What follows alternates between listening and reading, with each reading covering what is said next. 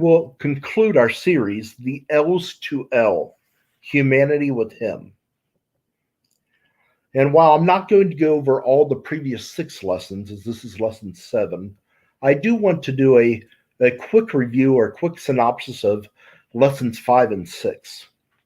You might recall that beginning with lesson 5, we took a slight shift, if you might say.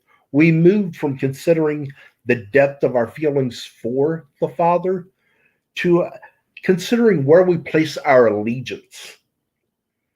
And as we looked at, I pointed out how many times the one that we give precedence to, or the one with whom we place our allegiance with, is not the Father. It's someone or something else. And many times this happens without us ever even intending it to. And I think that's more often the case than not. But lesson 5, within that lesson, I asked you, who or what is it that you made your Lord? And again, I specifically wanted to point out that I'm not meaning that in a condescending way, because some people might be like, well, there's only one Lord. So, what are you asking, or why do you say that? And I say that because it's something for us to consider. Even those of us, such as myself, who knows there's only one true Lord, I also realize that we can, if we're not careful, make someone or something else our Lord. And I shared that, and I went into that and talked about how that often comes to be, when without one ever intending for it to be. Then in lesson 6, I asked pretty much the same question with just by the one little change, and that was the L word. I asked you, what or who is the love of your life? And again, there was that scenario where we may often what comes to be is something other than what we expected. In such instance, I talked about how mothers, many times we might hear a lady who has children say, my kids are number one. And in no way should we ever neglect children. And I would never be one to advocate for neglecting them. Yet, one thing I realize is that those ladies, those mothers who say, my children are number one, many times they, without ever intending to, they end up, causing their marriage to fall apart. You see, and saying their children are number one, first of all, they want the best for their kids, as they should. Yet, also in saying my kids are number one, they're saying that they mean more than my husband does. And yet, the husband plays a big part in, providing the finances that come in. And sure, majority of families anymore, both the mother and father work. It isn't like days of old where it's just the father, but still, the father contributes quite a portion. Plus, the mother wants him to do certain things, that a father should, a husband should. But if she's telling him that you don't matter as much as these kids, what often happens is she splits the marriage. And from that, soon thereafter, after splitting the marriage, is the breaking apart of the family. And the children often suffer the brunt of it. So again, here she never intended for any of that to happen, or she wanted the best for her children, but in many respects, the very thing she wanted for her children, she played a major role in keeping it from happening. She derailed the marriage in many respects. And is that to say she's the one that's responsible for all of it? No, certainly not. However, she played a major role in breaking it by telling the husband that you don't mean as much as these kids. And that's in effect what she's saying, whether she intends to or not. When she's saying my kids are number one, well, obviously, husband's not there, And so as a result, the very thing she wanted for her kids to have a good upbringing, have a good family life, she worked to prevent it, and in fact caused the opposite. So again, you see the unexpected playing out. And here we are today, in our lesson 7 is where we're at today. And I want to bring to light the culmination of this series that we're in, and also the combination of lessons 5 and lesson 6. Lesson 5 was who or what is the Lord of my life? And lesson 6, who or what is the love of my life? And today's message is titled, The Lord of Your Life and the Love of Your Life is Your Life. Yes. The Lord of your life and the love of your life is your life. So, that being said, why would I read 1 Timothy 6:10, a passage of scripture that speaks of the love of money? Why read that at the outset of the show? I mean, does that even fit?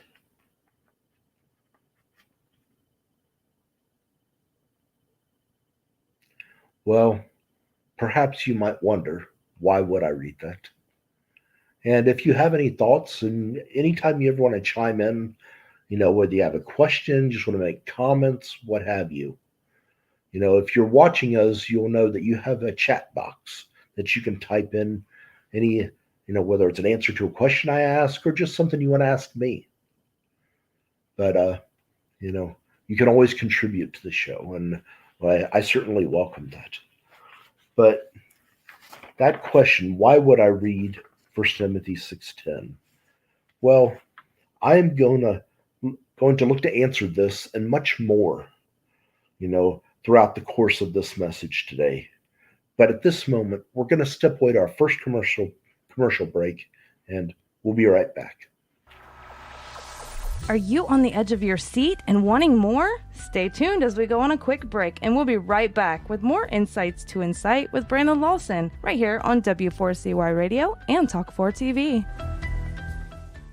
Are you seeking a speaker or coach who speaks life into your people? If so, look no further. Brandon Lawson is one who will inspire and motivate his audience, as well as empathize and relate to all. Reach out to Brandon and let him be your speaker and life coach by sending an email to brandon@connectandimpact.net or by calling him at 513-708-1517. Brandon looks forward to speaking with you, to you, and for you. Let's connect and impact today.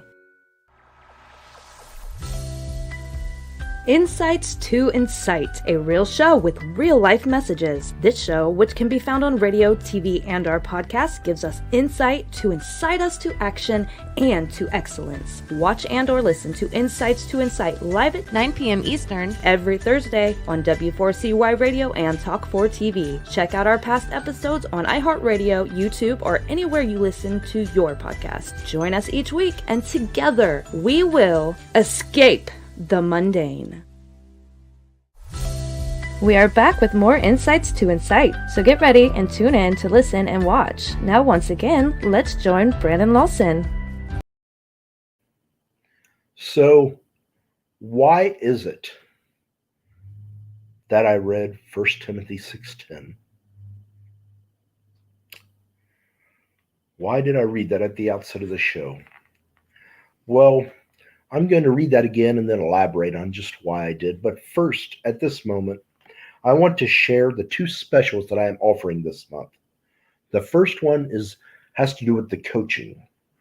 And the special is, I got Apprise Your April. What's your April worth? Call and save on a booking today. I decided to leave the discount open in terms of what it will be based on, how many months that you want to commit to, what all the factors in will dictate what the discount will be. It's not going to be the same for a 6-month as it would for a 12-month or a 24-month. So call me, reach out to me at brandon@connectandimpact.net or isc.2ci@gmail.com. or isc2ci@gmail.com. And, state your interest, and, we'll take it from there. And then for the speaking this month, it's the same situation. Depending on how many bookings, how many times you'd have me come to speak, would dictate the discount you get. If you have me speak once, the discount isn't going to be as much as if you have me give 3 messages. So again, call me, reach out to me, email me, and we'll take it from there. And so now 1 Timothy 6:10 reads, "For the love of money is a root of all sorts of evil, and some, by longing for it, have wandered away from the faith and pierced themselves with many griefs." So there's a word that's found in this verse that I want to key in on. And, this word that I'm speaking of is wandered. Wandered.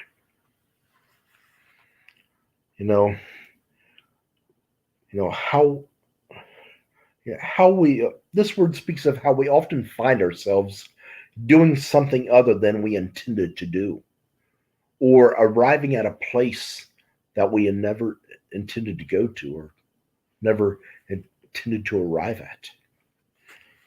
Sort of like as I talked about in lessons 5 and 6, there's that unexpected that often comes in many cases. And that's the same that this word tends to imply. And the word wandered, first of all, is not to be confused with wondered. Wondered is, I wondered if, based on what you said, if, that fits in with, wondered is more about some thoughts or whatever. Wandered is a passive term. You inadvertently wandered off somewhere, or you wandered to a place you didn't intend to go. But it's a passive term. So I got 2 different examples. I want to sort of paint a picture for you to see. And the first one I wrote out was, so let's say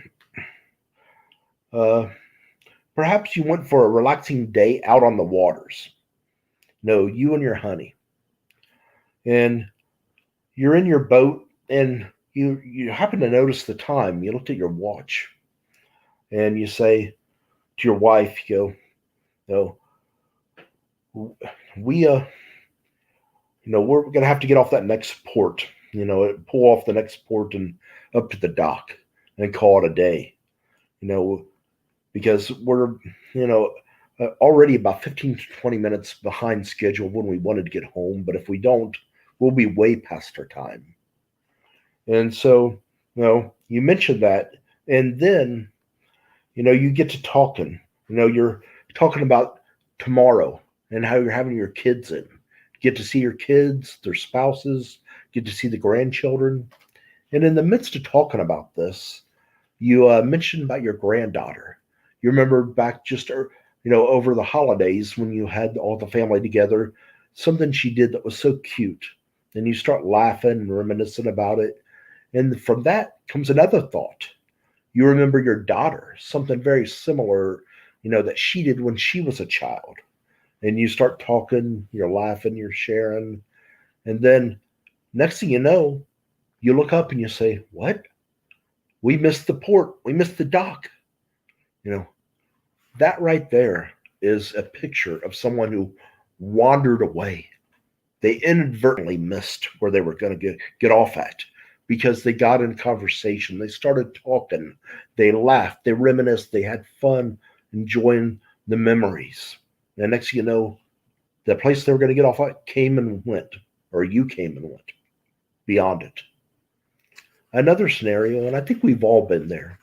Any of us of age who are listening, that can probably relate to this. And let's say, you're driving down I-90. You're headed westbound. And, you get a call from your friend. You pick it up. You start talking. You start, sharing with one another in conversation.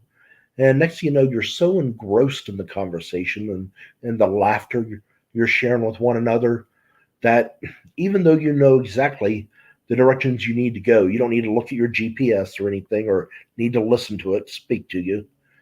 You know exactly all the exact exit to take, all the turns to make, and everything. But in the midst of sharing with your friend, you're enjoying conversation, you're laughing, cutting up, and all this, you miss the exit.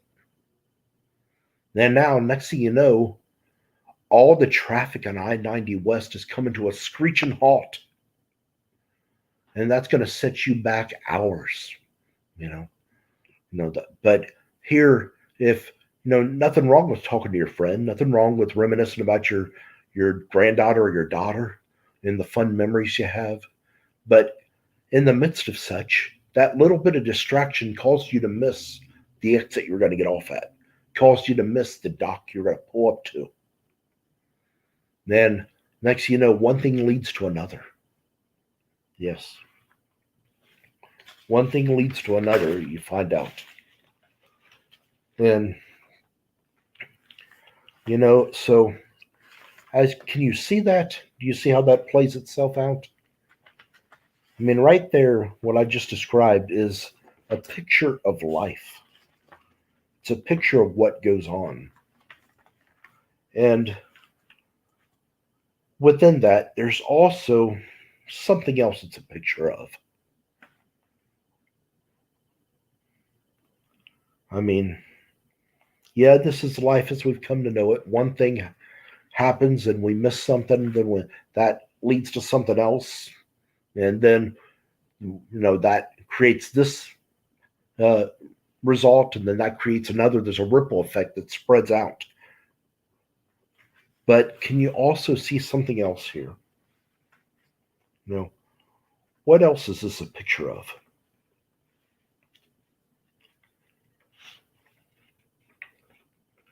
Can you see it? Do you know what I'm thinking of?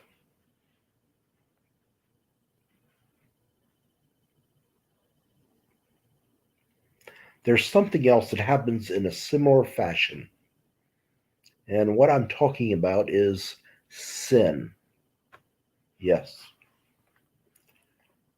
What do I mean? Well, I mean, rarely me personally, I can speak for, rarely do I, um, you know, uh, do I, is my sin done deliberately? Rarely do I set out with the notion to do some form of evil or to speak some rude comment or to sin in whatever way it might be. That's not something that I consciously say, I'm going to go do this and hurt this person. I'm going to go do this and be rude or be a jerk or whatever kind of sin it is. Yeah, that's not who I am. And chances are that's not you either. No, you don't deliberately say you're going to be a punk. You're going to misspeak. You're going to commit a misdeed. That's not who we are. But what happens, you see, is, you know, one thing or one experience will happen. And from that one thing or through that one thing, something else happens. And then another incident occurs. Then that causes this. The next thing you know, I misspeak. I say something I shouldn't have, or I do something. I through a snap reaction of such.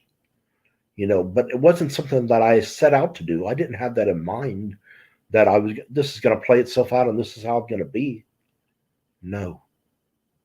Just like that wandering, that wandered from the faith. It happens inadvertently. One experience leads to another. One thing happens, and from that causes this, and that causes this. And if it's a lot of bad things, even if they're little, even little aggravations, one after another eats at us, it strips away at us. And then we, lose our cool. We misspeak, or we, We answer too quickly because we thought we knew what the other person was saying, and then we say whatever when that wasn't what they were saying because we didn't hear the whole thing. But none of this was ever something that we had in mind that we would do or that we would say. That's how sin often happens. I mean, unless you're someone who just is an outright bully who likes to be mean and rude, rarely do you do it deliberately. Rarely does something like this happen where you had every intention of doing this. You set out to do it. Yes. So you see, not wandering that, that how it leads to something we never want to do. That is a picture, a portrait of our life as we've come to know it. So, what is the answer? What are we to do? Well, may I suggest 3 things to consider?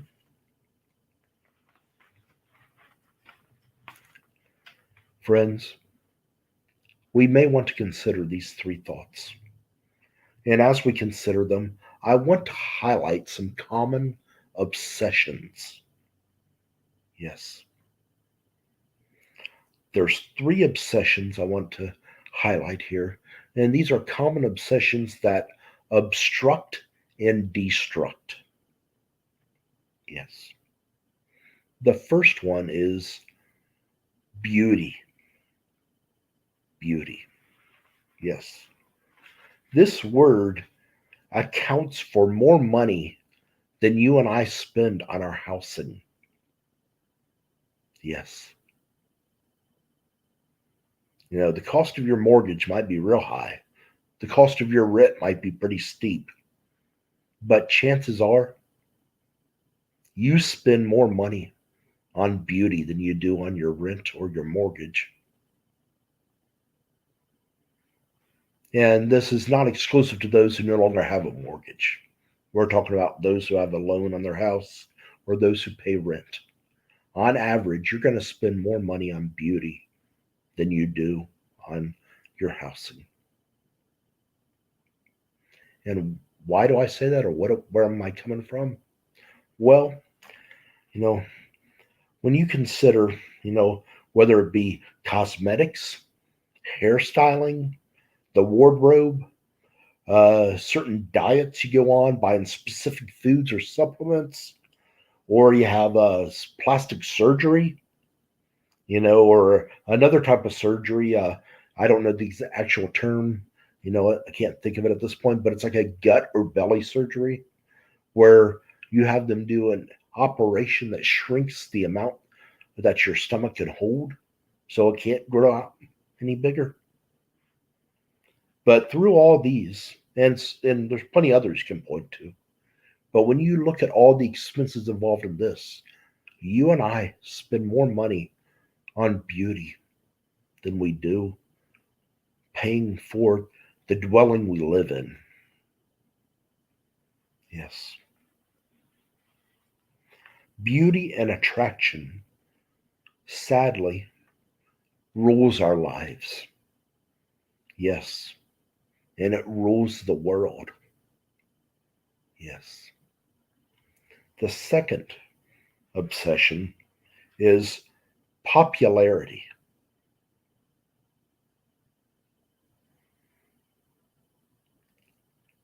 Friends, to be popular in many respects is to be powerful. Yes. And you don't have to be famous. And that might sound confusing. You don't have to be famous, just popular. Well, some may be popular, not reach the state of being total fame, say, but also the fact of the matter is you could be infamous. There's a lot of people that we would say is that we would say are infamous, and they're very powerful. Oh, you think of, Saddam Hussein, Adolf Hitler, but it doesn't have to be something on a grand global scale or national scale as such. It doesn't have to be that Russian president going off on the Ukraines. It could be a bully that torments your kid. They have power as long as they're not stopped, as long as it continues. But popularity is something that our world is obsessed with. They don't like to, if somebody else is in the limelight but they're not, they're envious. That envious that envy could eat at them and create disgust, even lead to wanting to attack those people, and so much more, because they're consumed. They're obsessed with popularity. And our third word is wealth. Yes, wealth. Money is not everything, but those who have it quite often have the upper hand. Yes. It is these folks who get the nod. The people with the money generally are the ones who are appointed, are the ones who are promoted, are the ones who are elected. You see, much like in sports, we think of the word goat. You and I both remember when, if you were the goat in a game, you were the one who really screwed up and was at fault, and probably were responsible for us losing. But now the GOAT is a compliment. You're the greatest of all time. Just like in sports, the GOAT has great power. They're very popular, prominent. Well, in business and politics and life in general, the people who have the wealth are the ape, the appointed, the promoted, the elected. Yes. So, as we think of these three obsessions, while they can they can give you a lot of power, they also obstruct and destruct. Yes. As we think of beauty, when someone is so consumed with being beautiful, with being looking the best, being so attractive, it has its way of just, you're so consumed with you. You're so all about me, and I'll see me, and you're literally a turnoff. That pride just makes people sick. It's been said that pride, or being puffed up, pride is the only disease known to man that makes everyone sick but the one who has it. And isn't that true? You think of it, when someone is so stuck on themselves, so conceited, they're all about me, wanting to be everyone see me, I outclass everyone. Then you really turn people off. What you do is you obstruct, you know, your connections with others. You obstruct. You many respects obstruct from the standpoint you can't see for yourself just um, how what's the word? How tasteless you are. How you leave a nasty taste in the mouth, or how you don't leave nothing to be desired about you. You're such a turnoff, and you destruct many times the friendships that you already had will end up being no more, because no one wants to be around someone who's so stuck on themselves, so proud, so prideful, I'm so beautiful, that you make everyone around you sick. But that's often what happens. And many times we don't think, we might think people in Hollywood, well, they're the glamour, all that, and they themselves, they're just the type I described. But there's in fact an actress that saw this, and recognizes this for herself. And as much as she might wear the glamorous dresses or have a seven-figure hairstylist do her hair, Holly Berry actually recognized this herself. She stated, "We've become obsessed with beauty and the fountain of youth, and frankly, I'm really saddened by the way women mutilate their faces today in search of that." Yes, but that's often what happens. You're so consumed with being beautiful, you doctor your face up, gotta put this much on, then that on top, the eyeshadow, the blush, you name it. I mean, you ladies know better than I do because I don't wear such thing being a man. But you're so consumed that it can almost be disgusting. In fact, and I don't think I'm alone in this, but I, in fact, find many ladies who don't wear makeup more attractive than those who do. Some look very nice with it on. Some put so much of it on that I just, as well, they not put any on. I mean, not trying to be rude or anything, but, it's not always what it's cracked up to be. And so beauty often will turn others, it turns off others, it obstructs, it turns away others. Those friendships you already had are those turned away, and it destructs. And but what if we considered about how, being in tune with the hurts and the insufficiencies, you being beautiful, you might have, it's not a given you do, but many times if you're very attractive, you got more money. You often get hired for the better positions than someone who doesn't look the best. And if you do have more, whether it's, maybe it's not monetary wealth you have, but something else you have. Maybe it's just connections to people, because it's a fact that people who are attractive usually have more friends than those who are inattractive or unattractive. But how might it be if you were in tune with the hurts and insufficiencies, and you used your power, your beauty, your power that comes with it, to help others with their insufficiencies, using your sufficiencies, your connections, your what you have at your disposal to make a difference for the better. And second, popularity. Just like beauty, popularity is not bad within itself.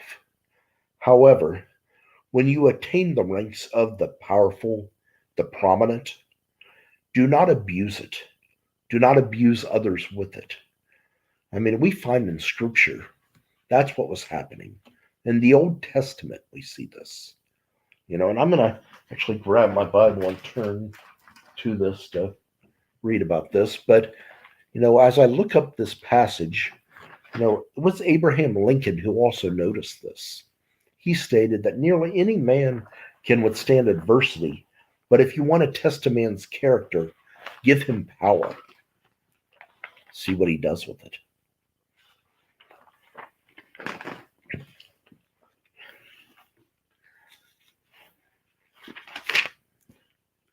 As we look in the Minor Prophets, this is written, it's God brought on judgment against Israel for how the priest and the prophets actually turned away from God and were leading others in destructive patterns and were sacrificing their own children in Baal worship.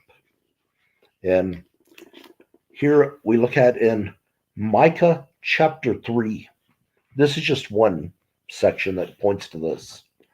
And in fact, before I get to chapter 3, I'm going to read from chapter 2. Oppressors judged. Woe to those who dream up wickedness and prepare evil plans of their beds. At morning light, they accomplish it because the power is in their hands. They covet fields and seize them. They also take houses. They deprive a man of his home, a person of his inheritance. Therefore, the Lord says, I am now planning a disaster against this nation. You cannot, you cannot free your necks from it. Then you will not walk so proudly, because it will be an evil time. In that day, one will take up a taunt against you and lament mournfully, saying, We are totally ruined. He measures out the allotted land of my people, how he removes it from me. He allots our fields to traders. Therefore, there will be no one in the assembly of the Lord to divide the land by casting lots. Then going over to chapter 3 of Micah, unjust leaders judged. Then I said, Now listen, leaders of Jacob, you rulers of the house of Israel. Aren't you supposed to know what is just? You hate good and love evil. You tear off people's skin and strip their flesh from their bones. You eat the flesh of my people after you strip their skin from them and break their bones. You chop them up like flesh for the cooking pot, like meat in a cauldron. Then they will cry out to the Lord, but he will not answer them. He will hide his face from them at that time because of the crimes they have committed. False prophets judged. This is what the Lord says concerning the prophets who lead my people astray, who proclaim peace when they have food to sink their teeth into, but declare war against the one who puts nothing in their mouths. Therefore, it will be night for you without visions. It will grow dark for you without divination. The sun will set on these prophets, and the daylight will turn black over them. Then the seers will be ashamed and the diviners disappointed. They will all cover their mouths because there will be no answer from God. As for me, however, I am filled with power by the Spirit of the Lord, with justice and courage to proclaim to Jacob his rebellion and to Israel his sin. But there we have it. Different people, judges, prophets, priests, the leaders of even of those called by God to lead, were abusing their power. And just like as many times we don't like the presidents we have, they've been called by God to serve as president. That doesn't mean they're going to be godly. There's plenty of presidents abusing their power in times past and in the present. But popularity. What if instead you utilized your power and prominence to do good for others, not to take advantage of them, not to abuse them, but to do good for others? And in doing so, you'll be showing yourself to be good to others. Too often we get so caught up, in we're so popular that we lose sight of our morals, our values, and we let it go to our head. And then before we know it, it's sunk down to our heart. And we are not the people we once were. Friends, this cannot be. And as we think of, wealth, wealth has its way of availing us to many things that we would have, that we get to enjoy or to be, a part of, that we otherwise would not. And money is right up there with popularity. Wealth and power and beauty, they all are kins to one another. They're all of one brotherhood. And they have their way, if we're not careful, of obstructing our view. As we look out on the crowds, we be so high above them in our minds that we look over top of them, meaning that we don't consider them. We pretty much get to where we care less about them. This should never be. What if you used your wealth to help start a campaign for good? And I'm not really a fan of of drives where it's just handouts because, you know, many people on the receiving end of that abuse those left and right. But maybe you can start some other type of campaign where it teaches people values. And if they want to receive assistance, they'll have to go this route. We're not just giving them free money, free food, free clothing, free health insurance, free whatever. We are actually, you know, teaching them, and they will have to go through the training so that they won't always be in need. But that takes money to run such a campaign, to even start it, to get it off the ground. What if you used your wealth for that? To put something good in place. And you could then be, you know, uh, receive the popularity in a good way, you know, for what you have done, for the difference you've made, for the wonderful influence you've had, the impact that you've made on the people.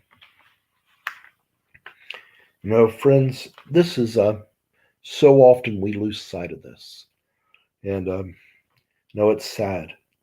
I mean, and there's even other things that, you know, that we become so obsessed with. I mean, you know, and other times there's other things that, you know, things that I wouldn't even think of that people can become obsessed, such as it's been said about gardening.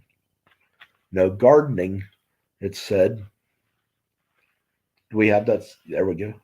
The trouble with gardening is that it does not remain an avocation. It becomes an obsession. Does it really? I mean, maybe for some it does. I don't know.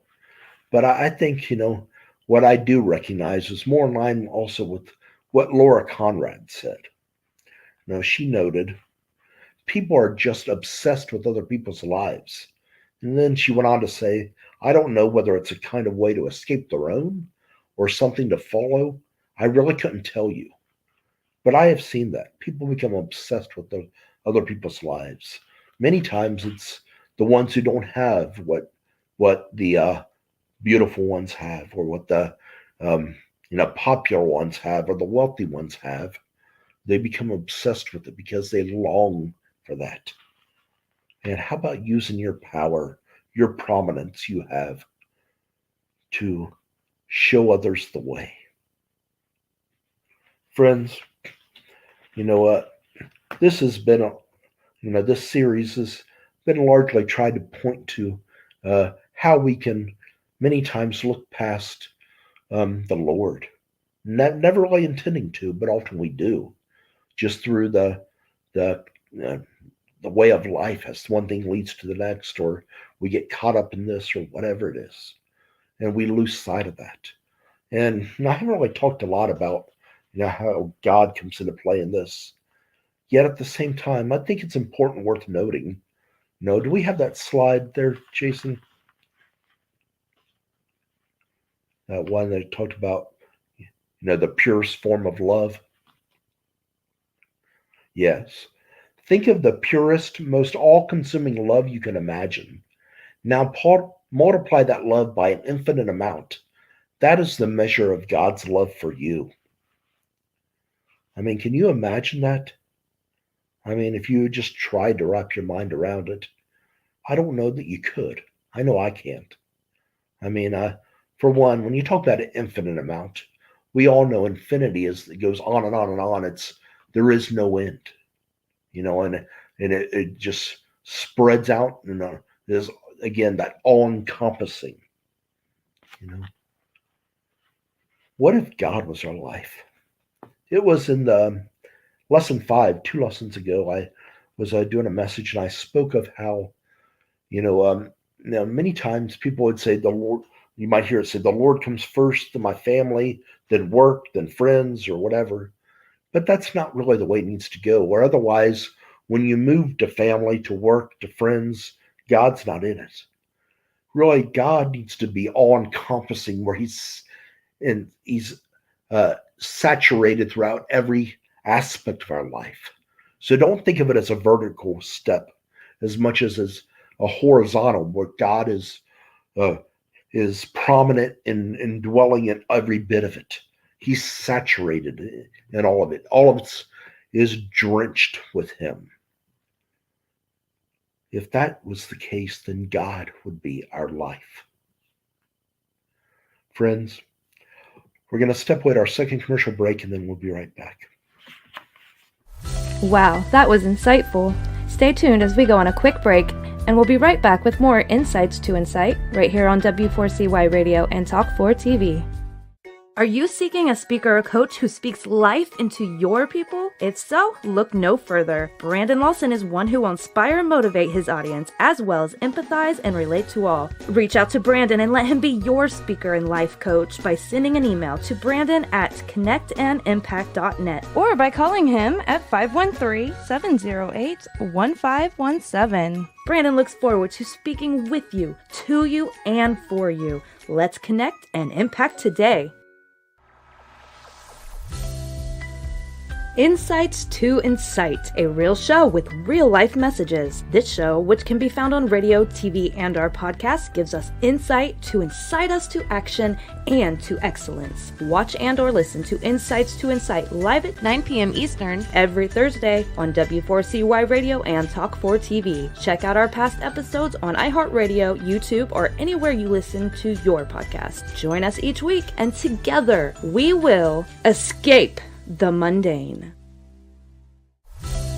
We are back with more Insights to Incite, so get ready and tune in to listen and watch. Now once again, let's join Brandon Lawson.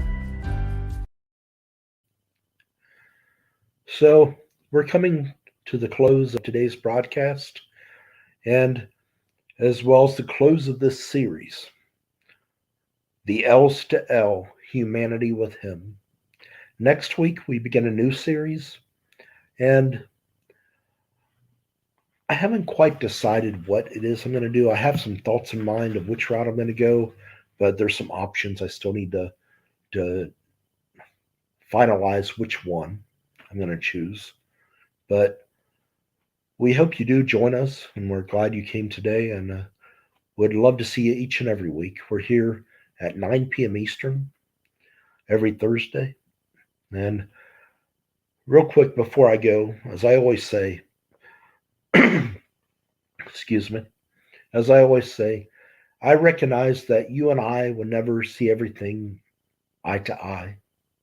Nonetheless, I invite you to join me, to join us each week here every Thursday at 9 p.m. Eastern for another episode of Eye to Eye, Insights to Incite. We look forward to seeing you next week, and go forth, be blessed, and be that blessing. Thank you. Wow, what an insightful show. Thanks for listening in and watching today. If you missed any part of today's show or any other episode, check it out on iHeartRadio, YouTube, or anywhere you listen to your podcast. Now take today's insight and utilize it. Incite yourself to action and to excellence in the week ahead, and join us again next Thursday and every Thursday at 9 p.m. Eastern Time for another insightful session with Brandon Lawson as he speaks to us and shares some more insights to incite right here on W4CY Radio and Talk 4 TV.